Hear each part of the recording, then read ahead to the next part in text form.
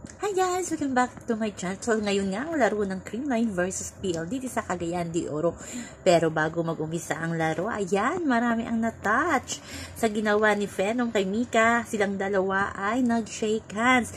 Hinabol ni Phenom si Mika at nakipagkamay sa kay Mika Reyes. Ayan, syempre, nakipagkamay naman si Mika at nakangiti. O, diba, grabe ang hiyawan ng mga tao nang mag-shake hands ang dalawa kasi may pass naman, diba?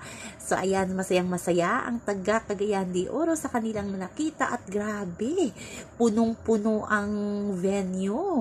Talagang grabe talaga pag Creamline PLDT yung laro. Ngayon nga ay nanalo ang Creamline sa first set at si Alyssa sa first 6 talagang dininig na ang ating panalangin na hindi magiging bangko itong si Alyssa. Basta ang cute lang ni Mika at ni Alyssa habang nakipagkamay. So yan lang po guys ang ating update. Hanggang sa muli. Bye-bye!